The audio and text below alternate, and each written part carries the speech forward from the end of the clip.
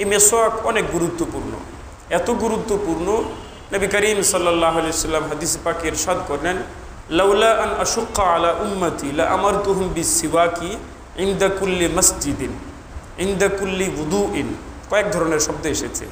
নবী করিম সাল্লাল্লাহু আলাইহি ওয়াসাল্লাম বলেন, উম্মতের জন্য কঠিন হয়ে যাবে এই ভয় যদি আমি না করতাম, উম্মতের পালন করতে কষ্ট হবে এই ভয় যদি আমি না করতাম বা এটা যদি না হইতো, তাহলে আমি সবাইকে ফরজ করে দিতাম, বাধ্যতামূলক করে দিতাম যে ওযু করলেই মেসওয়াক করতে হবে, মসজিদে ঢুকলেই মেসওয়াক করে ঢুকতে হবে।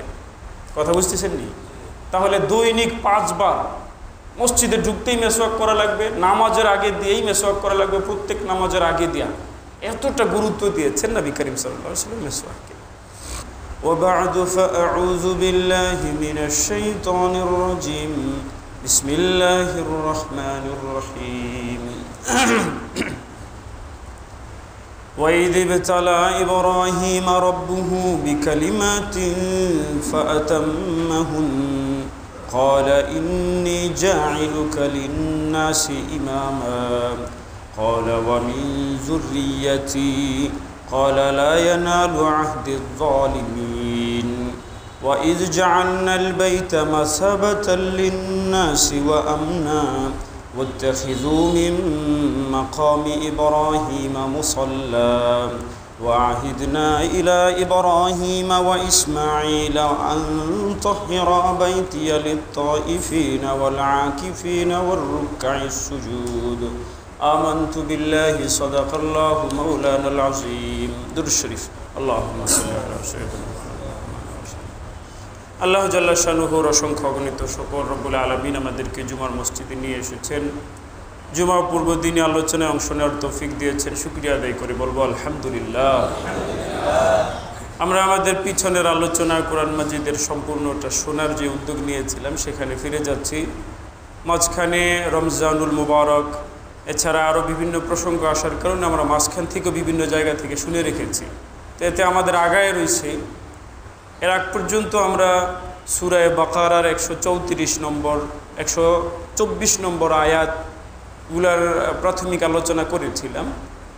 তো এখান থেকে আমরা সামনে চলে যাচ্ছি এবং আশা করি আলহামদুলিল্লাহ ইনশাআল্লাহ আজকে প্রথম পারা শেষ করব, আর 2 পৃষ্ঠা পড়াইলে 1 পারা পুরা হবে। চেষ্টা করতেছি, দেখি হয় কিনা, আল্লাহ জানে। 124 নম্বর আয়াত আল্লাহ রাব্বুল আলামিন বলেন, ওয়াইদ ইবতালা ইব্রাহিম রাব্বুহু বিকালিমাতিন ফাতাম্মাহুন। আপনি স্মরণ করুন যখন ইব্রাহিমকে তার রব কিছু কথা দিয়ে পরীক্ষা করলেন, তো ইব্রাহিম ওই কথাগুলো পুরা কইরা দেখাইছেন, পুরা করেছেন, মানে কিছু বিষয় দিয়ে পরীক্ষা করেছেন। আর ওই বিষয়গুলো যেহেতু কথা দিয়ে বলেছেন আল্লাহ তাআলা, এই জন্য ওই বিষয়গুলোকেই কথা বলছেন। কিছু কথার দ্বারা পরীক্ষা করেছেন, মানে কি কথার মাধ্যমে কিছু বিষয়ের দ্বারা পরীক্ষা করেছেন। এগুলোর বিষয়ে বিস্তারিত কথা বলেছি, যে এই কথাগুলা কি কি, কোন কোন বিষয়ের দ্বারা পরীক্ষা করেছেন। হযরত ইব্রাহিম আলাইহিস সালামকে পদে পদে আল্লাহ তাআলা পরীক্ষা করেছেন, ওই বিষয়গুলো হইতে পারে। শরীয়ত দিয়া হযরত ইব্রাহিম আলাইহিস সালামকে আল্লাহ তাআলা পরীক্ষা করেছেন, ওই বিষয়গুলো হইতে পারে। কোন কোন হাদিসে এসছে ইব্রাহিম আলাইহিস সালামকে আল্লাহ তাআলা 10টা সুন্নাহ দ্বারা পরীক্ষা করেছেন। কয়টা সুন্নাত? 10টা। 5টা সুন্নত হইল মাথার মধ্যে, এই এরিয়ায়, এতটুকু এরিয়ার মধ্যে 5টা সুন্নত, আর 5টা সুন্নত হইল বাকি দেহের মধ্যে। এই 10টা জিনিসের দ্বারা পরীক্ষা করেছেন। চেহারার মধ্যে কি কি? একটা হলো আসিওয়াক, মেসওয়াক করা। একটা হলো কসুস শারিব, মোচ কাটা। কি করা? মোচ কাটা, মোচ খাটো করা। একটা হলো মেসওয়াক, বললাম মেসওয়াক। এই মেসওয়াক অনেক গুরুত্বপূর্ণ, এত গুরুত্বপূর্ণ নবী করিম সাল্লাল্লাহু আলাইহি ওয়াসাল্লাম হাদিস পাকে ইরশাদ করেন, লাউলা আন আশুক্কা আলা উম্মতি লা আমারতুহুম বিসসিওয়াকি ইনদা কুল্লি মসজিদিন ইনদা কুল্লি wudu'in। কয়েক ধরনের শব্দ এসেছে। নবী করিম সাল্লাল্লাহু আলাইহি ওয়াসাল্লাম বলেন, উম্মতের জন্য কঠিন হয়ে যাবে এই ভয় যদি আমি না করতাম, উম্মতের পালন করতে কষ্ট হবে এই ভয় যদি আমি না করতাম বা এটা যদি না হইতো, তাহলে আমি সবাইকে ফরজ করে দিতাম, বাধ্যতামূলক করে দিতাম যে ওযু করলেই মেসওয়াক করতে হবে, মসজিদে ঢুকলেই মেসওয়াক করে ঢুকতে হবে। কথা বুঝতেছেন নি? তাহলে দৈনিক 5 বার মসজিদে ঢুকতেই মেসওয়াক করা লাগবে, নামাজের আগে দিয়েই মেসওয়াক করা লাগবে, প্রত্যেক নামাজের আগে দেয়া। এতটা গুরুত্ব দিয়েছেন নবী করিম সাল্লাল্লাহু আলাইহি ওয়াসাল্লাম মেসওয়াককে। এমনকি হাদিস শরীফে এসেছে হযরত রাসূল করিম সাল্লাল্লাহু আলাইহি ওয়াসাল্লামের যখন ইন্তেকালের সময় কাছাকাছি হয়ে যায়, দুর্বল অবস্থায় ছিলেন, শোয়া ছিলেন, ওই সময়ও নবী করিম সাল্লাল্লাহু আলাইহি ওয়াসাল্লাম আম্মা জান আয়েশা সিদ্দিকাকে ইশারা করেছেন যে আমাকে মেসওয়াক করাও। হযরত আম্মা জান আয়েশা সিদ্দিকা রাদিয়াল্লাহু তাআলা আনহা ইরশাদ করেন, বর্ণনা করেন যে নবীজির এতটুকু শক্তি ছিল না দাঁতে যে মেসওয়াকটাকে নিজে কামড়ায় নরম করবেন। তো আমি নিজে কামড়ায় নরম করে দিয়েছি, নবী করিম সাল্লাল্লাহু আলাইহি ওয়াসাল্লাম হালকা করে মেসওয়াক আমি করায় দিছি। এতটা গুরুত্বপূর্ণ। এক হাদিসে নবী করিম সাল্লাল্লাহু আলাইহি ওয়াসাল্লাম ইরশাদ করেন, মেসওয়াকের 70-এরও অধিক ফায়দা আছে। মেসওয়াকের 70-এরও অধিক কি আছে? ফায়দা আছে। এর মধ্যে সবচাইতে বড় ফায়দা হইল যারা নিয়মিত নবীজির সুন্নাহ মনে করে নিয়মিত মেসওয়াক করতে থাকবে, আমল অন্যান্যগুলোও ঠিক আছে, নিয়মিত মেসওয়াক করতে থাকবে, তো তার ইন্তেকালের সময় কালেমা নসিব হবে। এটা হলো মেসওয়াকের সর্বোচ্চ ফায়দা। ইন্তেকালের সময় কালেমা নসিব হওয়ার চাইতে আর বড় ফায়দা কি হইতে পারে? ইমানের সাথে মৌত হওয়া। এটা হলো মেসওয়াকের ফায়দা। খেয়াল করেন ভাইয়েরা আমার, মেসওয়াক কিন্তু আমাদের কারোর কাছেই থাকে না, অনেক কমতি হয়, কিন্তু কত গুরুত্বপূর্ণ আমল দেখেন। নবীজি বলেন 70-এর অধিক ফায়দা। সবচাইতে বেশি ফায়দা হলো, বড় ফায়দা হইল মেসওয়াক নিয়মিত যারা নবীজির সুন্নাহ মনে করে, সুন্নাহর গুরুত্ব দিয়ে যারা মেসওয়াক করবে, আল্লাহ তাআলা মৌতের সময় তাকে কালেমা নসিব করবে। আর মেসওয়াকের সবচাইতে ছোট ফায়দা হইল মেসওয়াক যারা করবে এদের দাঁতের রোগবালা, মারির রোগবালা আল্লাহ দূর করে দিবেন।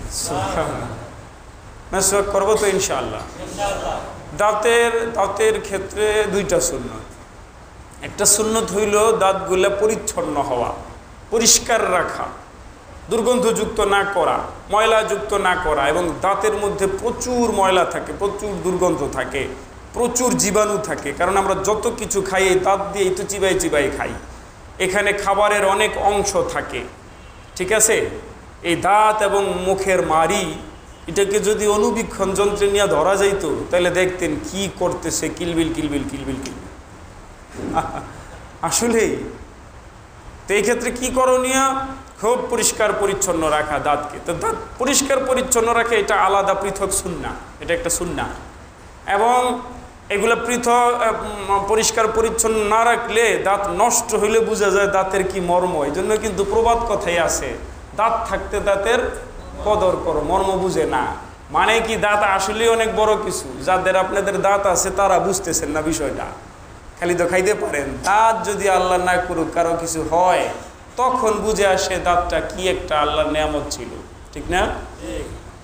এই জন্য দাঁত খুব পরিষ্কার রাখা এটা একটা সুন্নাহ। কিন্তু ওই পরিষ্কারটা আবার মেসওয়াক দিয়ে করা, মেসওয়াক এটা পৃথক সুন্নাহ। মনে রাখবেন, যারা ব্রাশ করে, পেস্ট ব্যবহার করে, এদের একটা সুন্নাহ তো আদায় হয়েছে যে দাঁত পরিষ্কার হয়েছে। কিন্তু এই পরিষ্কারটা যদি সে নবী করিম সাল্লাল্লাহু আলাইহি ওয়াসাল্লামের তরিকা মোতাবেক কোনো গাছের ডাল দিয়ে করে, তাহলে পরিষ্কারের সুন্নাহ হবে, আবার মেসওয়াকের সুন্নাহ আদায় হয়ে যাবে। সুবহানাল্লাহ, সুবহানাল্লাহ। এবং নবী করিম সাল্লাল্লাহু আলাইহি ওয়াসাল্লামের সুন্নাহর মধ্যে কোনো ব্যক্তি যদি আসে, তাহলেই কেবল মুসলমানদের, ওই ব্যক্তিদের সফলতা আসতে পারে। হ্যাঁ, মেসওয়াক। আপনারা তো প্রসিদ্ধ হাদিসের কিতাবের ওই ঘটনা শুনেছেন। হ্যাঁ, হযরত ওমর ফারুক রাদিয়াল্লাহু তাআলা আনহুর জামানায় সেনাবাহিনী পাঠানো হয়েছিল যুদ্ধের জন্য। প্রত্যেক দিন যুদ্ধ করেন, কোনো ফয়সালা হয় না। তো সেনাপতি চিঠি লিখেছেন, আমিরুল মুমিনিন, কোনো ফয়সালা তো হচ্ছে না। এই যুগের কেউ যদি হইতো, দুনিয়াদার বাদশাহ, সে মনে করতে মনে হয় সেনাবাহিনী কিছু কম হয়ে গেছে, তো চলো আরও কয়েক হাজার সেনাবাহিনী পাঠায় দাও। অস্ত্র শস্ত্র মনে হয় একটু কম, চলো আরও কিছু অস্ত্র পাঠায় দাও। কিন্তু আমিরুল মুমিনিন ফেরত চিঠি লিখেছেন, আমার মনে হচ্ছে তোমরা হাবিবের কোনো সুন্নাহ হয়তো কমতি করছো, খেয়াল করো তো, খোঁজ লাগাও তো। আল্লাহু আকবার। খোঁজ লাগানো হয়েছে। দেখা গেছে যে সফরে থাকার কারণে মেসওয়াকের সুন্নায় কমতি হচ্ছে।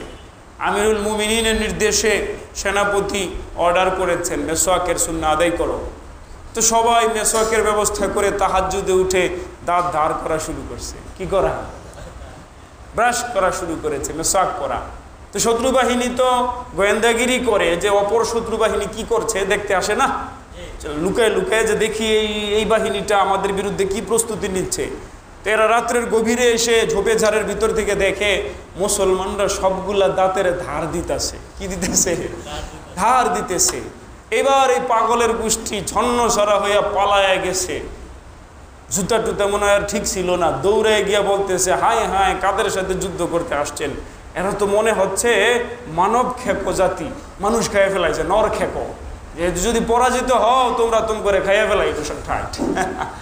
পরে ফজরের আগেই, সূর্য ওঠার আগেই সব পালায় গেছে, বিজয় হয়ে গেছে। সুবহানাল্লাহ, সুবহানাল্লাহ। সুন্নাহ নবী করিম সাল্লাল্লাহু আলাইহি ওয়াসাল্লামের সুন্নাহ। নবী করিম সাল্লাল্লাহু আলাইহি ওয়াসাল্লামের সাহাবী গেছেন সম্ভবত রোমের বাদশার, রোমের গভর্নরের কাছে। রোমের গভর্নর, যুদ্ধ লাগবে মুসলমানদের সাথে, এই জন্য ডেকেছে, মুসলমানদের সেনাপতিকে ডেকেছে। তো মুসলমানদের সেনাপতি গেছেন, যাওয়ার আগে দিয়েই রোমের বাদশাহ একেবারে গালিচা টালিচা বিছাইয়া এমন একটা আলিশান অবস্থা করেছে যাতে দেখলে একটু প্রভাবিত হয়ে যায়। হ্যাঁ, আর মুসলমান শাসকরা তো একদম সাদামাটা, পাজারো গাড়িতে চলতো, ঠিক না? হ্যাঁ, একদম সাদামাটা। তো গেছেন ওই জায়গায়, যাওয়ার পরে ওই যে তরবারি ছিল, ওই তরবারি দিয়ে গালিচার এমন খোঁচাইতেছেন। তো সাথের জন বলে আমিরুল সেনাপতি সাহেব কি করতেছেন এগুলা? আর মনে করবে যে আমরা মনে হয় একটু খেত। আরে চলো, গেছেন খাবার খাবেন। তো খাবার যখন পড়ে যায় সেটা উঠাইয়া খান। খাবারের পরে আবার চেটে চেটে খাচ্ছেন, চেটে খাওয়া মুস্তাহাব, সুন্নাহ।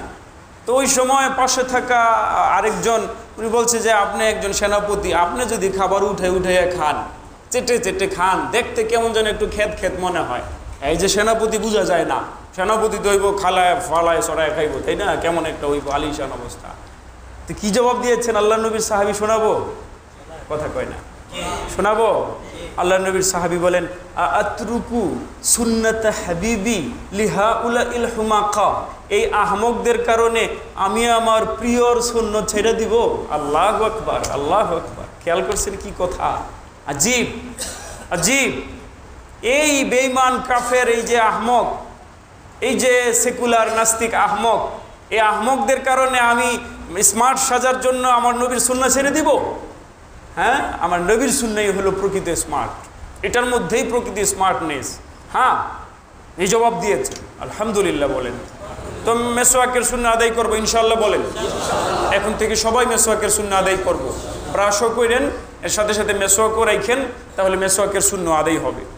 তো বলেছিলাম মুখের ভিতরে, চেহারার এই এরিয়ার ভিতরে 5টা সুন্নাহ। একটা হলো মেসওয়াক করা, আরেকটা হলো মুছ খাটো করা। মুছ খাটো করা মানে কি? মুছ খাটো করার 2টা পদ্ধতি হইতে পারে। চাছাটা মাকরু, ওলামায়ে কেরাম অপছন্দ করেছেন। এছাড়া এটাকে কেচি দিয়া একদম ছোট ছোট করে মিটায় রাখা যায়, দেখতে কিছুটা চাচার মধ্যেই মনে হবে। আবার আরেকটা করা যায়, এই ঠোঁটের ওপরে যেন না আসে, এটাই খাটো বলা হয়। খাটো করে রাখলো যে ঠোঁটের ওপরে আসলো না। এই যে আমি রাখছি, নামাজের পরে হাদিয়া নিয়ে এসে দেখে যায়, ঠিক আছে? এই যে এখানে যা রাখছি, এইভাবেও রাখা যায়। এটা রাখলেও সুন্নাহ আদায় হবে। এটা হলো 2 নাম্বার। হ্যাঁ, 3 নাম্বার হলো আল মদমদতু, কুলি করা। এটা সুন্নাহ, ইব্রাহিম আলাইহিস সালামের মাধ্যমে শুরু হয়েছে। আরেকটা হলো আল ইস্তিনশাকু, নাক ঝাড়া, নাক পরিষ্কার করা, নাক পরিচ্ছন্ন করা। এটা ইব্রাহিম আলাইহিস সালামের সুন্নাহ। আর 5 নাম্বার হইল, 5 নম্বরের বিষয়ে কয়েকটা শব্দ এসেছে। 5 নম্বর একটা শব্দ হলো ও ফারকুশ শারি, মাথায় সিতি কাটা। সুবহানাল্লাহ। যাদের এই যে রাসেলের মতন বড় বড় চুল আছে, এদের জন্য তো আরও বেশি জরুরি, সিতি কাটবে, তেল দিবে, যত্ন করবে। মাথায় সিতি কাটা, মাথা আঁচড়ানো। আবার আছে এই হাদিসের আরও কিছু কিছু শব্দের চেহারার কথা নাই, মোট 5টার কথা 10টার কথা বলতে গিয়ে আছে। এই আঙ্গুলের ফাঁকা, পায়ের আঙ্গুলের ফাঁকা ইত্যাদি ইত্যাদি, এগুলা ওযুর সময় পরিচ্ছন্ন করা। আর গোসলের সময় অঙ্গ প্রত্যঙ্গের যেখানে যেখানেই মানে কি বলে এটারে চিপা চাপা বলে না, জোড়া দুই জোড়ার মাঝে চিপা চিপা বলি, হ্যাঁ, ভাঁজগুলা ধোয়া ভালো করে, এটা সুন্নাহ। বলেন, এটা সুন্নাহ। এই হলো 5টা, তাই না? আর দেহের 5টা কি? দেহের 5টা একটা হলো নাতফুল ইবতি। নাতফুল ইবতি মানে হলো বগলের পশম উপড়াইয়া ফেলা। বগলের পশমের ব্যাপারে মূল সুন্নাহ হলো উপড়াইয়া ফেলা, টেনে টেনে তুলে ফেলা। এটা যদি ছোটকাল থেকে যখন শুরুতেই কারো হয় তখন থেকে যদি অভ্যাস করে তাহলে এটা পারে, সহজ। আর না হয় যদি কোদাল দিয়ে চাইছা অভ্যাস করে ফেলায় তাহলে আবার বড় মোটা মোটা হয়ে যাবে। ওইটারে টাইনা চলতে গেলে আবার চামড়া শুদ্ধ শুলে যেতে পারে। কথা বুঝতেছেন নি? তো এটা যদি কেউ অভ্যাস করতে পারতো তাহলে এটা ভালো হইতো, উপড়ায় ফেলা, নাতফুল ইবতি। আরেকটা হলো হালকুল আনাতি। হালকুল আনা মানে হলো নাভির নিচের পশম, এটাকে হলক করা, ওইটাকে চাছা, ওইটার উপরানো না, ওইটাকে চাছা, এটা হলো সুন্নাহ। হ্যাঁ, এরপরে তাকলিমুল আজফারি, নখ খাটো, নখ কেটে ফেলা। নখ কি করা? নখ কেটে ফেলা। এরপরে হলো আল ইখতিতানু, খতনা করা, খতনা করানো। আপনারা বলেন এটারে মুসলমানি করানো, না? মুসলমানি করানো, খতনা করা। আর 5 নম্বর হলো গসলু মাকানিল বাউলি ওয়াল গাইতি, পেশাব পায়খানার রাস্তা, ইস্তেনজায়ে পেশাব পায়খানার রাস্তাকে পানি দিয়ে ধৌত করে। এটা ইব্রাহিম আলাইহিস সালামের সুন্নাহ। মানে আরবের অঞ্চলে বা আগের যুগের অঞ্চলে পাথর দিয়ে মুছে ফেলতো, কিন্তু ইব্রাহিম আলাইহিস সালাম অত্যন্ত পরিচ্ছন্ন ছিলেন। তিনি পাথর দিয়ে মোছার সাথে সাথে আবার পানি দিয়ে পরিষ্কার করতেন, পানি দিয়ে পরিচ্ছন্ন হইতেন। আহলে কুবার এলাকার লোকজনের এই অভ্যাস ছিল। পরে রাসূল করিম সাল্লাল্লাহু আলাইহি সাল্লামের উপর আয়াত নাজিল করে আল্লাহ তাআলা আহলে কুবা বা কুবাবাসীর প্রশংসা করেছেন।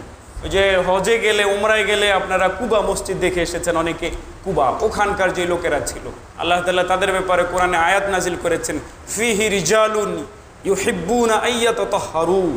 এই কুবা এলাকায় এমন লোকেরা বসবাস করে যারা পরিষ্কার পরিচ্ছন্নতা পছন্দ করে, আল্লাহ তাদের প্রশংসা করেছেন। সুবহানাল্লাহ। এই 5টা জিনিস সুন্নাহ। এগুলা যেহেতু কথাটা এসেছে এখানে বলে দেই, এই যে নখের কথা গেল, মুচের কথা গেল, বগলের পশম, নাভির নিচের পশম, এই ইত্যাদি জিনিসগুলোর ব্যাপারে সাধারণত মনে করা হয় যে 40 দিন পর্যন্ত এগুলা না কাটার অনুমতি আছে। এটার থেকে অনেক মানুষই মানে আসল সুন্নাহটা আদায় করে না। 40 দিন পর্যন্ত আপনার অবকাশ আছে, 40 দিন পর্যন্ত আপনার গুনাহ হবে না, কিন্তু সওয়াবও হবে না। সওয়াব হবে কিভাবে? সপ্তাহে 1 দিন পরিষ্কার করলে। কয়দিন?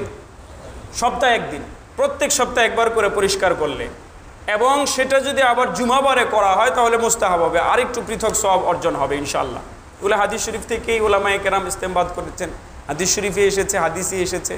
তাহলে মুচ, নখ, বগলের পশম, নাভির নিচের পশম, এগুলো সপ্তাহে 1 দিন, তাও জুমাবারে পরিষ্কার করা, এটা হলো সুন্নাহ, সওয়াব হবে।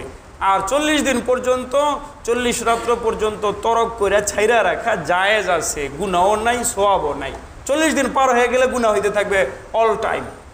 অনেক যুবক পোলাপান এমন আছে খাচ্চর, এই যে এই আঙ্গুল বড় করে, এই আঙ্গুলের নখ বড় করে রাখে, বা এইটা বড় করে রাখে, বা এইটা বড় করে রাখে না, বা এটা একটা স্টাইল, অনেক মহিলারাও রাখে।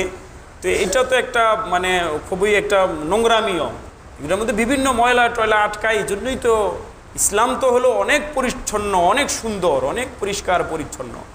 তো যারা এই নখ বড় করে রাখছে, এদের 40 দিন পার হওয়ার পর থেকে অল টাইম গুনাহ হচ্ছে, অল টাইম। এগুলো খেয়াল রাখতে হবে ইনশাআল্লাহ। হ্যাঁ, ইনশাআল্লাহ। খতনার বিষয়ে সুন্নাহ কি? খতনা যদি কারো জন্মগতভাবেই হয় তাহলে তো ভালো, কোনো সমস্যা নাই।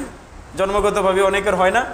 ইমাম আহমদ রাহিমাহুল্লাহর কাছে এক লোক এসছে, আসার পরে কান্নাকাটি শুরু করেছে। মুসান্নফ আব্দুর রাজ্জাক এবং আরও অনেক কিতাবেও এই জাতীয় অনেক কথা আছে। তো ইমাম আহমদ রাহিমাহুল্লাহর একটা কথা শোনাচ্ছি। ইমাম আহমদ রাহিমাহুল্লাহর কাছে এক লোক এসছে, এসে কান্নাকাটি করতেছে, পেরেশান। বলে যে শেখ, আমার তো বাচ্চা হয়েছে, কিন্তু ওই বাচ্চা জন্মগতভাবেই এর খতনা করানো। ফাগতাম্মা গাম্মান শাদীদা, লোকটা প্রচুর পেরেশান হয়ে গেল, দুশ্চিন্তাগ্রস্ত। আরে হইলটা কি, আমার বাচ্চার এমন হইল? ইমাম আহমদ রাহিমাহুল্লাহ বলেন, আরে তুমি কেন পেরেশান হচ্ছ? যদি আল্লাহ তাআলা তোমার পক্ষ থেকে খরচটা আদায় করে দিয়ে দেন, তোমার তো এটা করতে খরচ লাগতো, এই খরচটা যদি আল্লাহ করে ফেলান, তাহলে তুমি কেন চিন্তা ভাবনা করবা? তোমার চিন্তা ভাবনা করার দরকার নেই। এই হিসাবে কারো বাচ্চা যদি জন্মসূত্রেই খাতনা হয়ে জন্মগ্রহণ করে, কোনো সমস্যা নাই। যদি জন্মসূত্রে খাতনা না হয়, তাহলে কখন করবে, কখন করা ভালো, এটার জন্য ধরা বাঁধা কোনো নিয়ম নেই। কোনো বিবরণে বা কোনো সাহাবীর কওল আছে, কোনো তাবিঈর মন্তব্য আছে 7 নম্বর দিনে করে ফেলবে। ছোট থাকতেও করা যায়, যদি ডাক্তাররা বর্তমানে পরামর্শ দেয়। এই জাতীয় ইস্যুগুলোতে ডাক্তারের পরামর্শ নেওয়া যেতে পারে, কোনো সমস্যা নাই। ইসলাম এই কথা বলে যে যেই সাবজেক্টের পারদর্শী তার সাথে ওই বিষয়ে ডিসকাস করা যাবে। ওগুলা ইসলাম ফিক্সড করে দেয় নাই, যেমন এখানেও ফিক্সড করে দেয় নাই। তো 7 দিনে করতে পারেন, 1 মাসে করতে পারেন, 2 মাসে করতে পারেন। তবে অবশ্যই যেন খেয়াল রাখা হয়, বালেগ হওয়ার আগেই যেন যারা আগে থাকতেই মুসলমান সন্তান, তাদের এগুলোর জন্য করে ফেলানো হয়। কারণ বালেগ হওয়ার পরে তো ছেলের এগুলো ঢেকে রাখা ফরজ হয়ে যাবে, জরুরি হয়ে যাবে, এর আগে করে ফেলা। এই জন্য কোনো বিবরণে আছে 7 থেকে 10 বছরের মধ্যে করে ফেলা, 7 থেকে 10 বছরের মধ্যে করে ফেলা। কিন্তু আবার হজরত ইসমাইল আলাইহিস সালামের ব্যাপারে হজরত ইব্রাহিম আলাইহিস সালামের আমল বর্ণিত আছে কোনো হাদিসে, যে এটা করেছেন 13 বছর বয়সে। কয় বছর? 13 বছর। সাধারণত ছেলেরা 13 বছর বয়সে বালেগ হয়ে যায়।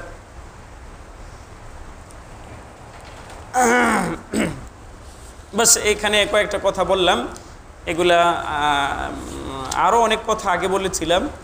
আল্লাহ তাআলা এরকম কিছু বিষয় দিয়ে ইব্রাহিম আলাইহিস সালামের পরীক্ষা করেছেন। বাকি এই কথাগুলোর মধ্যে কোনো নেই, সংঘর্ষ নেই। ইব্রাহিম আলাইহিস সালামকে আল্লাহ পরীক্ষা করেছেন, এখানে সুনির্দিষ্ট করে 10টা 11টা 12টা এরকম কোনো সংখ্যা উল্লেখ করেন নাই। তো যতগুলা আমল, যতগুলা পরীক্ষা ইব্রাহিম আলাইহিস সালামের উপরে এসেছিল, সবগুলোই এই আয়াতের দ্বারা উদ্দেশ্য হইতে পারে। ঠিক আছে না কথা? ইব্রাহিম আলাইহিস সালামকে আল্লাহ তাআলা এভাবে পরীক্ষা করেছেন, তিনি পুরা করেছেন। যখন তিনি পুরা করেছেন, তখন পুরস্কার হিসেবে আল্লাহ তাআলা বলেন, ইন্নী জাইলুকা লিন্নাসি ইমামা, আমি আপনাকে লোকদের জন্য ইমাম বানায় দিব, লোকদের নেতা বানাই দিব, লোকদের অনুসরণীয় ব্যক্তিত্ব বানাই দিব। হযরত ইব্রাহিম আলাইহিস সালাম যখন এই কথা ইব্রাহিম আলাইহিস সালামকে আল্লাহ তাআলা বলেছেন, তখন তিনি তার সন্তানদের কথা ভুলেন নাই। তো তিনি তার সন্তানরাও যেন হেদায়েতের পথে থাকে, বরং হেদায়েতে অগ্রগামী থাকে, হেদায়েতের রাস্তায় যেন নেতৃত্ব দেয়, এজন্য দোয়া করেছেন। দোয়া করে বলেন, আবেদন করে বলেন, ক্বালা ওয়া মিন যুররিয়াতি, আল্লাহ আমার সন্তান সন্ততির মধ্যেও নেতৃত্ব দান করেন, আমার সন্তান সন্ততির মধ্যেও তাদেরকেও আপনি হেদায়েতের ইমাম বানায় দেন। ক্বালা লা ইয়ানালু আহদিজ জালিমিন, আল্লাহ তাআলা বলেন হইতে পারে এটা, তোমার সন্তানদের মধ্যেও অনেকে নেতৃত্বে যাবে, অনেকেই তোমাদের সন্তানদের মধ্য থেকে হেদায়েতের নেতা হবে, নবী হবে, ইমাম হবে। কিন্তু তাদের মধ্য থেকে যারা জালেম, যারা আল্লাহর নাফরমান, যারা আল্লাহ তাআলার সীমা লঙ্ঘনকারী, তাদের ব্যাপারে আমার এই ওয়াদা প্রযোজ্য হবে না। লা ইয়ানালু আহদি আজ-জালিমিন, জালেমদের ব্যাপারে আমার এই আহাদ, আমার এই ওয়াদা, আমার এই প্রতিজ্ঞা প্রযোজ্য হবে না, জালেমরা পাবে না। এই আয়াতের মধ্যে এই কথা রয়ে গেছে যে আপনার সন্তান সে আপনার যত মহাব্বতেরই হোক, আপনার সন্তান সে দেখতে যত সুন্দরই হোক, আপনার সন্তান সে যত গুণাবলীর অধিকারী হোক, সে যদি আল্লাহ তাআলার হুকুমের লঙ্ঘনকারী হয়, তার সাথে আপনার সম্পর্ক থাকতে পারে না। হ্যাঁ, হযরত নূহ আলাইহিস সালাম আল্লাহর কাছে আবেদন করেন, আল্লাহ ইন্নাহু মিন ইবনি ইন্নাহু মিন আহলি, আল্লাহ এ তো আমার পরিবারভুক্ত, ডুবে যাইতেছে। তখন আল্লাহ তাআলা বলেন, লা সে আপনার পরিবারভুক্ত না, ইন্নাহু লাইসা মিন আহলিক, সে আপনার পরিবারভুক্ত না, ইন্নাহু আমালুন গায়রু সালেহ, এর কাম আমল ঠিক না, এ আপনার পরিবারভুক্ত হইতে পারে না। এটা নবীকে বলছেন আল্লাহ তাআলা। সুতরাং কিয়ামত পর্যন্ত এটা প্রত্যেকটা বাবার জন্য এটা উপদেশ, কিয়ামত পর্যন্ত প্রত্যেকটা বাবার জন্য এটা সতর্কবার্তা। আপনার সন্তান যদি দ্বীনের উপরে না থাকে, তার সাথে আপনি সম্পর্ক রাখতে পারেন না। এখন বড় একটা সমস্যা হলো, এই প্রত্যেকটা সমাজে বাবারা নিজেদের সন্তানদের আমল নিয়ে উদ্বিগ্ন না। একটা বাবা যখন দেখে তার ছেলে ডাক্তার হয়ে গেছে, অথবা একটা ব্যবসা ধরেছে, সুদার ব্যবসা করে, এই ব্যবসা করে, ওই ব্যবসা করে, মোটামুটি টাকা পয়সা আছে, তারও খরচপাতি দেয়, তার মেয়ে ছিল এগুলার বিবাহ দিয়ে ফেলছে, একটা বিল্ডিং করতে পারছে, তো মনে করে উনি মোটামুটি ক্লিয়ার হয়ে গেছেন, ওনারা এখন আর কোনো তেমন টেনশন নেই, সুখী মানুষ মনে করা হয় ঠিক আছে। অথচ ওনার সন্তান হয়তো ওনার সামনেই বিড়ি খায়, ওনার সামনেই শেভ করে, ওনার সামনেই গানবাদ্য শোনে, ওনার সামনেই বিবাহের মধ্যে নাচানাচি করে, ওনার সামনেই টিভি ভিসিআরে মত্ত থাকে, ওনার সামনেই নামাজ কাজা করতে থাকে। এটা নিয়ে কোনো বাবার ভ্রু কুচকায় না, এটা নিয়ে কোনো বাবা পেরেশান হয় না। এটা প্রকৃত বাবা না, এই বাবা প্রকৃত বাবা না। বাবা এমন হবে যে ছেলে যদি বিপথে চলে যাচ্ছে, আচ্ছা বিপদে যাওয়া মানে কি?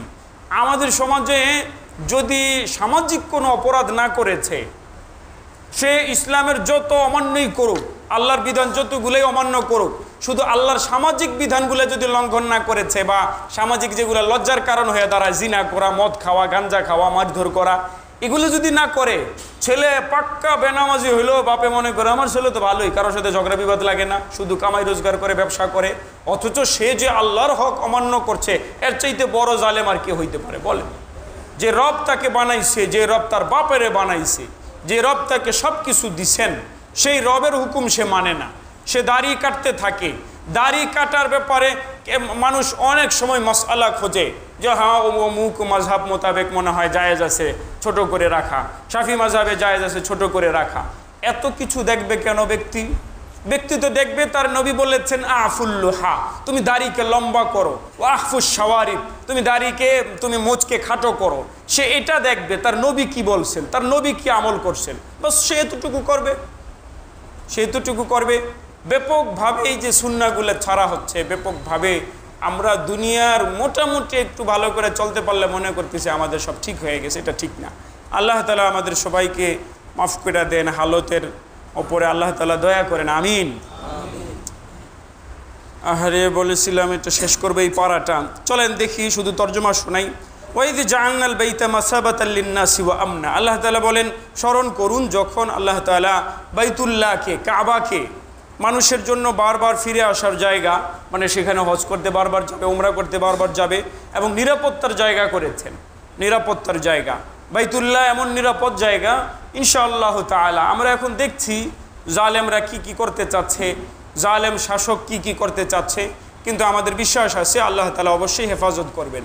বাইতুল্লাহ তো এমনভাবেই হেফাজত হবে যখন পুরা দুনিয়ার কাফের, মুশরিক, বেঈমান, ইহুদিদের খোদা আসবে, দাজ্জাল আসবে, সে পর্যন্ত এই হারামের এরিয়ায় ঢুকতে পারবে না ইনশাআল্লাহ, সে যাইতে পারবে না।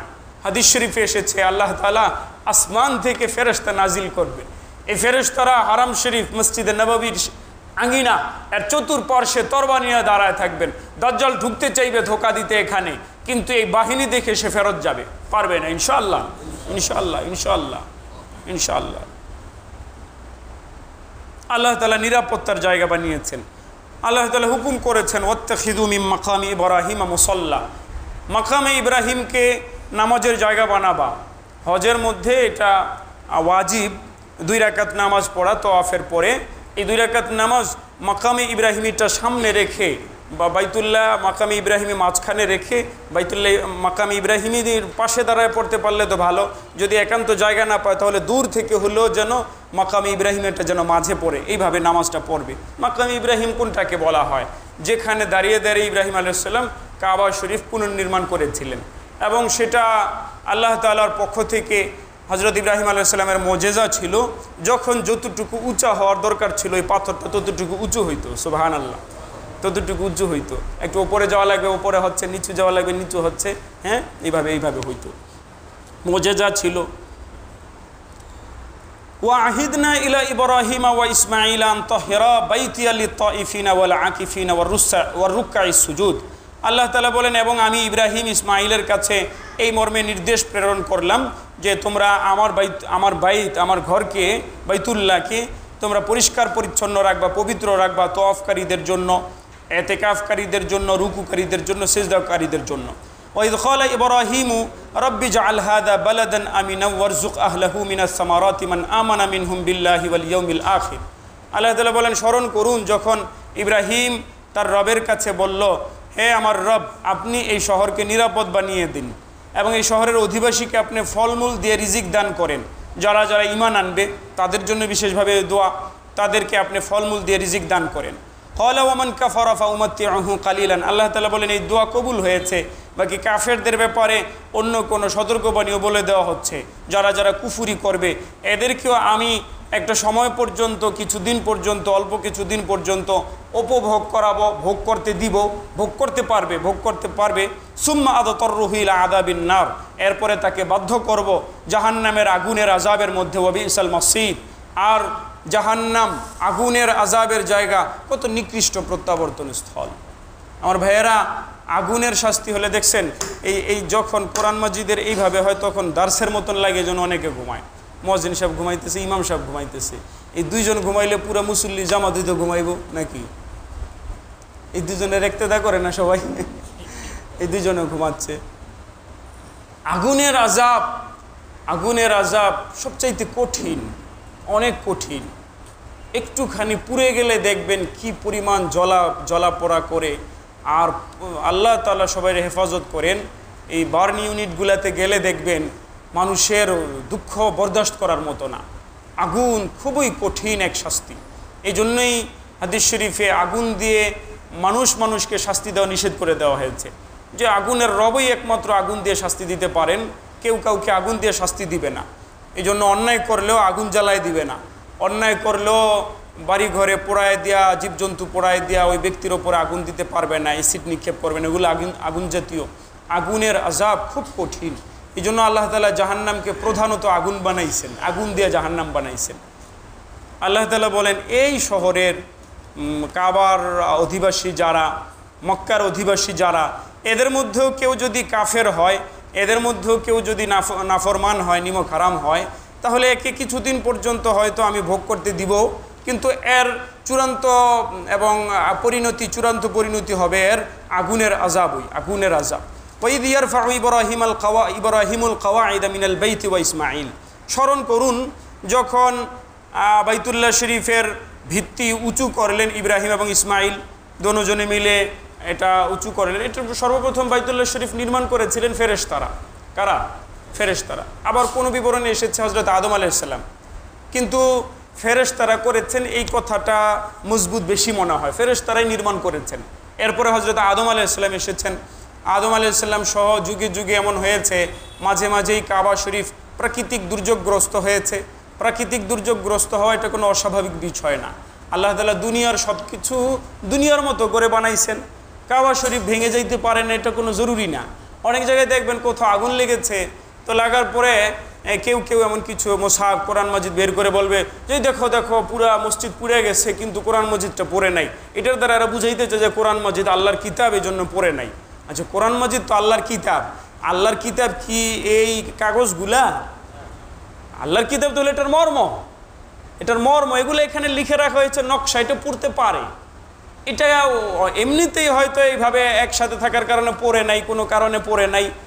না হয় এই কথা যদি বলা হয় যে আল্লাহর কিতাব পড়ে না, এটা দ্বারা একটা কোরআন মাজিদের শ্রেষ্ঠত্ব বয়ান করা উদ্দেশ্য হয়, তো কোনো বেউকুফ এর দ্বারা মানে সংশয়ের মধ্যে পড়ে যাবে যখন আবার কোনো সময় পুড়ে যেতে দেখবে, ঠিক না?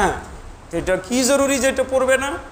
অনেক সময় যে কুরবানি আসতেছে, মানুষগুলো অনেক আবেগপ্রবণ হয়। এমনি তো দিন ধর্ম পালন করে না, মুখস্থ জান্নাত পেয়ে যাইতে চায়, মুখস্থ ইমান পেয়ে যাইতে চায়।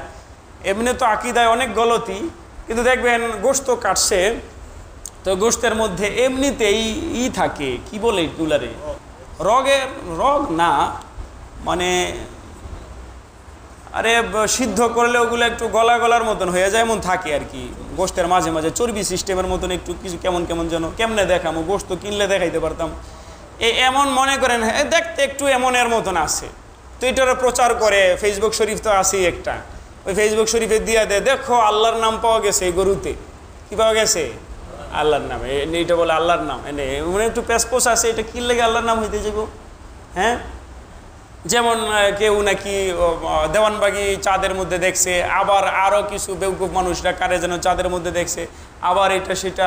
আবার এক সময় আমরা ছোটোকালে ছিলাম, তো একবার বলতেছে এইবার নৌকা পাশ করবো রে, না নৌকা না, ধানের শীষ পাশ করবো রে। কেন ধানের শীষ পাশ করবো? সমস্ত কচু গাছের ভিতরে ধানের শীষ ফুটে উঠছে। মানে কি, কচু পাতা আছে না, এটা যখন একটু বুড়া হয়, হলুদ কালার মতো হয়, তো এটার যে রেশাগুলা, এগুলো উপর দিয়ে ভাইয়া যায়, তো প্রকাশ হয়ে যায়, তো দেখতে একটু ধানের শীষের মতো মনে হয়। এবার ধানের শীষ পাশ করবো। আরেকবার এবার লাঙ্গল পাশ করব। কেমনে? যে ওই যে আছে না, আরে নারকেল গাছ, নারকেল পাতা আছে না, নারকেল পাতার গোড়ার ভিতরে একটু এমনের মতো আছে, দেখতে একটু ইয়ার মতন মনে হয়, লাঙ্গলের মতন। এরশাদ সাহেব যে মরে গেছে এখনো দেখবেন ওই লাঙ্গলটা আছে, কিন্তু এটা একবার প্রচার করা হয়েছে, দেখো এবার ইয়ার মধ্যে এটা বাইছে। তো এরকম ওই আর কি গোশতের ভিতরে আল্লাহু বাইয়া যায়। এগুলো শুধুমাত্র একটা আবেগ মানুষের, এগুলা কোনো জরুরি কিছু না, এগুলা কেন হইতে হবে। তো এই বিষয়গুলা কখনো কখনো এমন হয়েছে প্রাকৃতিক দুর্যোগের কারণে বাইতুল্লাহ শরীফ ক্ষতিগ্রস্ত হয়েছে, তো পরবর্তীতে আবার আম্বিয়া যারা এসেছেন তারা আবার এটাকে পুনর্নির্মাণ করেছেন। ইব্রাহিম আলাইহিস সালাম এভাবে পুনর্নির্মাণ করেছেন।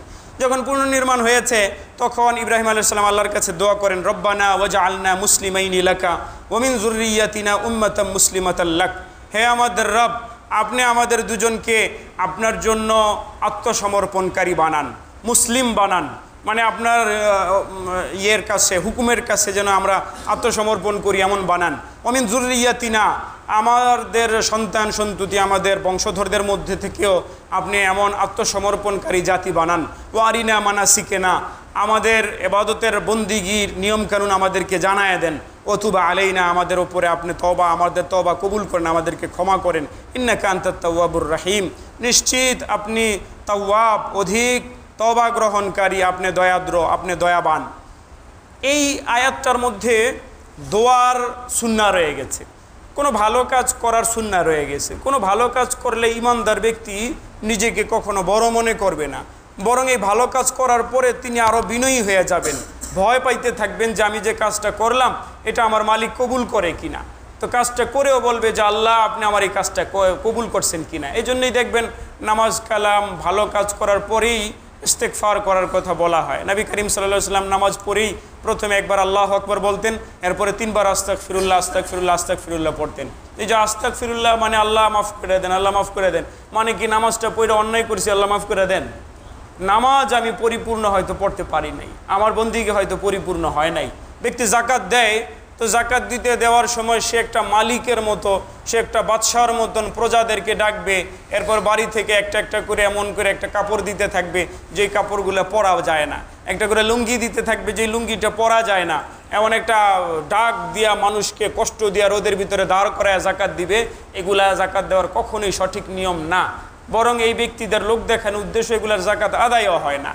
এইভাবে মানুষকে কষ্ট দেওয়া, ক্ষতিগ্রস্ত করা, এখানেও ব্যক্তি একদম নিজের একদম নিচু মনে করে, নিজের অপরাধী মনে করে দিবে, বরং পৌঁছায় দিবে, সে মানুষের কাছে কাছে গিয়ে পৌঁছায় দিবে, একজন আরেকজনকে দেখাবে না। জাকাত গ্রহণ করাটা, মানুষের কাছ থেকে কিছু নেওয়াটা একটা শরম লাগে, কাউকে এইভাবে ব্যক্তিগতভাবে শরম দিবে না, বরং জাকাত দেওয়ার ক্ষেত্রেও তো আত্মীয় স্বজন হইলে তাকে এটাও বলবে না যে আমি তোমার জাকাতের টাকা দিলাম, বলবে তুমি খরচ করো, দিলে আছে জাকাতটা দিলাম, তাহলেও জাকাত আদায় হয়ে যাবে, জাকাত আদায় হয়ে যাবে। অনেক জায়গায় এমন আছে বড় লোকরা জাকাত দেওয়ার জন্য মানুষকে ডাকে তার বাড়ির সামনে রোদের ভিতরে নারী পুরুষ এমন সিরিয়াল ধরে দাঁড়ায়, তো উনি আইসা একটা মানে বিশাল কোনো একটা নেতার মতন একটা একটা করে বন্টন করতে থাকে বা 500 করে টাকা দিতে থাকে। এগুলো ভালো পদ্ধতি না।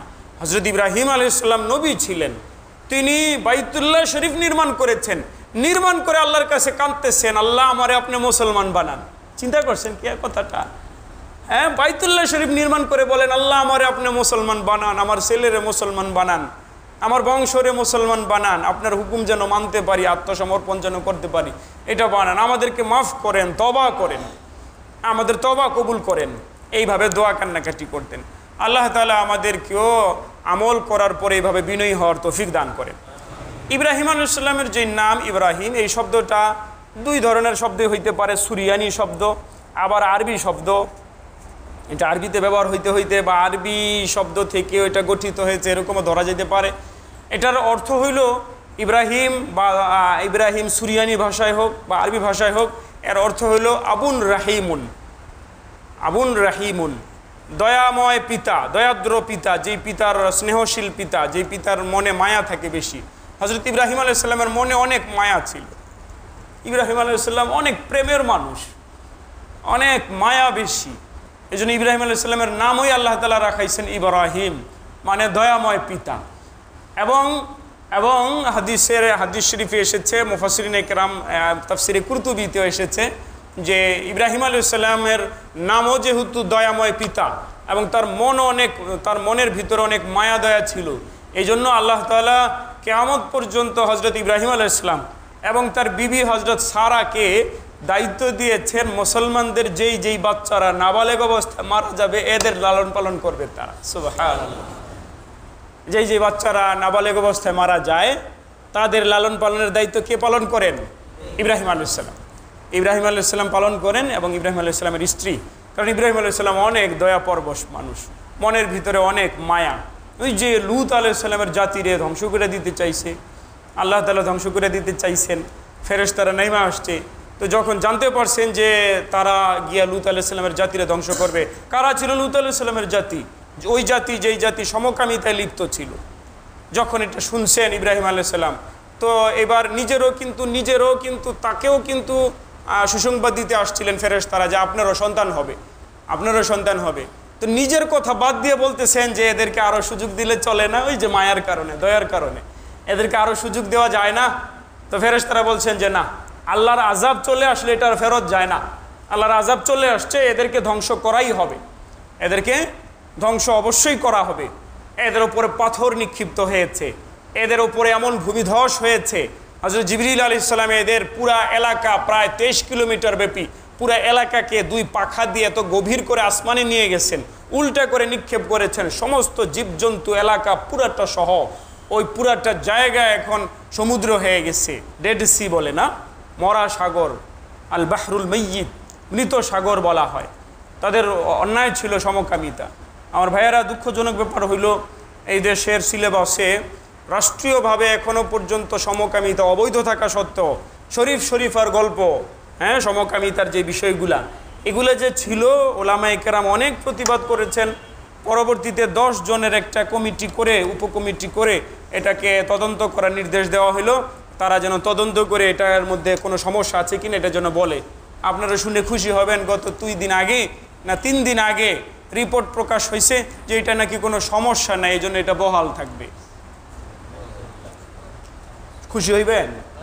একজনে তো নাউজুবিল্লাহ বলেন নাই। এগুলা আপনাদের, আমি জানি না এগুলা কতদিন বলতে পারবো। আমি বলছি, আমিও বলতে পারবো কতদিন আমি জানি না। আমাদের মুরব্বীরা কয়দিন বলতে পারবেন আমরা জানি না। আমাদের নেতারা কয়দিন বলতে পারবেন আমরা জানি না। এখনও সচেতন হন, নিজেদের বাচ্চাদেরকে সচেতন করেন। এমনভাবে আপনাদেরকে গ্রাস করা হবে, মুখ দিয়ে টু শব্দ বলতে পারবেন না। হ্যাঁ, টু শব্দ বলার আপনাদের ক্ষমতা থাকবে না। এই জিনিসগুলো এইভাবেই চাপায় দেওয়া হবে। কতটুকু বিকৃত কথা! এটা কিন্তু ওই না যে জন্মসূত্রেই কোনো ছেলের, ধরেন মেয়ের অঙ্গ আছে, ছেলের অঙ্গ আছে, তাদেরকে হিজড়া বলে। জন্মসূত্রে যাদের সমস্যা, সেটা মেডিকেলের মাধ্যমে যেটা প্রমাণিত যে আর জন্মসূত্রে সমস্যা, এটার ব্যাপারে সবাই একমত। তো এটা তো এদের তো এটা জন্মগত সমস্যা, আর এটা কিন্তু জন্মগত সমস্যা না, মানসিক সমস্যা। মানসিক সমস্যা। ছেলের মন চায় সে মেয়ে হবে, মেয়ের মন চায় সে ছেলে হবে, এবং এটা এই পরিমাণ বাড়ছে। আমি আপনাদেরকে শুনিয়েছিলাম যে আমেরিকায় বেড়েছে 5000%। কয় পার্সেন্ট? যদি এটা জন্মসূত্রের সমস্যা হইতো, জেনেটিক সমস্যা হইতো, তো এগুলো তো আগেও থাকতো। এমন বাড়তেছে কেন দিন দিন? এইভাবে বাড়ছে কেন? এইভাবে বাড়ছে তো এগুলো প্রচারণার কারণে। ডেনমার্কে বেড়েছে 65,000%। মানে কি, 2010 সালে যদি ডেনমার্কে একটা ছেলে সমকামী হইতে চাইতো, এখন হইতে চাচ্ছে একজনের বদলে, তখন যদি একটা হইতো, এখন হচ্ছে 65,000। আমেরিকায় 2010 সালে 12 সালের দিকে একটা ছেলে যদি ছেলের থেকে মেয়ে হইতে চাইছে বা সমকামিতা করতে চাইছে, এখন 2024 সালে আইসা, 2022 সালে আইসা তখন 5000, মানে একজনের মোকাবেলা 5000। তখন 2 জন থাকলে এখন 10,000। এই পরিমাণ বাড়তেছে। এটাকে বলে 5000% বাড়তেছে। কোনো জায়গায় 15,000% বাড়ছে, কোনো জায়গায় 1400% বাড়ছে, কোনো জায়গায় 1600% বাড়ছে। এগুলো বাড়তেই থাকবে, এগুলো হইতেই থাকবে। বাকি এখনো পর্যন্ত আমার জানা মতে আপনাদের ঘরে তালিম করতে কেউ নিষেধ করে নাই। আপনারা কি বলেন, করছে?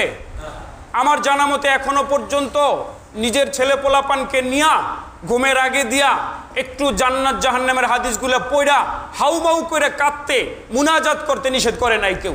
ওগুলা করেন। বাচ্চার এগুলোর প্রতি খেয়াল করেন, বাচ্চার মনটা নরম করান, বাচ্চারে তালিম দেওয়ান। এই জিনিসগুলো যদি আপনারা না করেন, তাহলে আফসোসের বিষয় হলো আগামী 10-15 বছরে। দেখেন, একটা কথা খেয়াল করেন, আমেরিকা সহ সব জায়গায় 18 বছরের আগে বা 16 বছরের আগে মেয়ের বিবাহ নিষেধ, ঠিক আছে? মেয়ের বিবাহ দিতে গেলে বাপ পর্যন্ত জেল হয়। কিন্তু এই যে এখনকার খবর, আমেরিকা এক বাবার মেয়ে, 12 বছরের মেয়ের থেকে সে সার্জারি করে ছেলে হবে, বাপে নিষেধ করার কারণে বাপের জেল হয়েছে, 3 মাস পরে ছাড়া পেয়েছে এবং $35,000 ফাইন দিছে। $35,000 আমাকে বাংলাদেশের অনেক টাকা। কথা বুঝতেছেন? তাহলে বুঝেন এরা কোথায় নিয়ে যেতে চাচ্ছে। একদিকে 18 বছর আগে এই মেয়ে নাকি নাবালেগা, মেয়ে শিশু, এই জন্য এই মেয়ে বিবাহ বসতে পারবে না বা তারে বিবাহ দেওয়া যাবে না। আচ্ছা বলেন, বিবাহটার চাইতে নিজের অঙ্গ প্রত্যঙ্গ অপারেশন করে ছেলের থেকে মেয়ে হওয়া, মেয়ের থেকে ছেলে হওয়া, এটা বিবাহের চাইতে হালকা বিষয়? বিবাহটা অনেক ভারী বিষয়, বিবাহটা অস্বাভাবিক বিষয়, এই জন্য এটা পারবে না 18 বছরের আগে। তাহলে কি অঙ্গ প্রত্যঙ্গ কাটতে চিরা ছেলের থেকে মেয়ে হওয়া, মেয়ের থেকে ছেলে হওয়া এটা স্বাভাবিক? এইটা 18 বছরের আগে পারবে? কোথায় নিয়ে যেতে চাচ্ছে এরা? সভ্যতাকে কি করতে চাচ্ছে? ওই যে আপনারা শুনেছেন দাজ্জাল আসবে, দাজ্জাল নেতৃত্ব দিবে, অথচ লোকটা কুচকুচে কালো হবে, বান্দরের মতন, শয়তানের মতো চেহারা হবে, একটা চোখও থাকবে না, দেখতে এত বিশ্রী ভয়ঙ্কর লাগবে। এক চোখ একেবারে এমন করা, শুধু ফুলে রয়েছে, আরেকটা চোখ খোলা হবে, পাও এমন চ্যাপটা হবে। এত বিশ্রী আকৃতির লোকটারে সবাই নেতা হিসাবে মেনে নিবে। তাহলে গরু গাধা সবাই না বানাইলে পারবে? এটা কথা বুঝেননি আমার? সব যদি গরু গাধা হয়ে যায় তখনই তো সে নেতৃত্ব দিতে পারবে, জ্ঞানী গুণী লোকদের নেতৃত্ব দিতে পারবে। ওদিকে নিয়ে যাওয়া হচ্ছে এই জগৎকে, আপনাদের দেশকে, পুরোটা দেশকে। এখানে কারো কোনো একক নিয়ন্ত্রণ চলবে না। তুমি যদি এগুলা করতে পারো তাহলেই থাকবা ক্ষমতায়, না হয় তুমি থাকতে পারবা না। আল্লাহ আমাদের হেফাজত করেন। তো ব্যক্তিগত আমলগুলো যেহেতু আমাদের করা নিষেধ না, চলেন ব্যক্তিগত আমলগুলা করেন। আপনার ছেলে 7 বছর হয়ে গেলে তারে ধরে ধরে মসজিদে নিয়ে আসেন। 7 বছর হয়ে গেলে নিয়ে আসবেন, কারণ নবী করিম সাল্লাল্লাহু আলাইহি ওয়াসাল্লাম 7 বছর হইলেই বাচ্চাদেরকে নামাজ পড়ানোর অভ্যাস করানো শুরু করতে বলেছেন। 7 বছর হয়েছে, ধরে ধরে নিয়ে আসেন। বাচ্চাকে স্কুলে যেমন পড়ান, এরা শরীফ শরীফা পড়ান, বিকালবেলা আবার আপনি পড়ান যে শরীফ শরীফা হলো সবচাইতে জঘন্য অভিশপ্ত কাহিনী, এটা আবার আপনি পড়ান। হ্যাঁ, আপনার স্কুল থেকে আপনার ওইটা পড়ায় দেখ আপনার বাচ্চারে, কিন্তু বিকালে আইসা আবার আপনার বাচ্চারা এটা শিখান, আপনার ওস্তাজের কাছে শিখান, আপনার আলেম দিয়ে শিখান। তাহলে হয়তো এই তুফান থেকে বাচ্চাদেরকে রক্ষা করতে পারেন, না হয় কিন্তু রক্ষা করা যাবে না। আর এই কথাগুলো কতদিন পর্যন্ত বলতে পারবো এটা আমরা জানি না। ঠিক আল্লাহ তাআলা এই উম্মতের উপরে দয়া করেন, আমিন। ওয়া সাল্লাল্লাহু তাআলা আলা খাইরি খালকিহি মুহাম্মদ ওয়া আলিহি ওয়া সাহবিহি।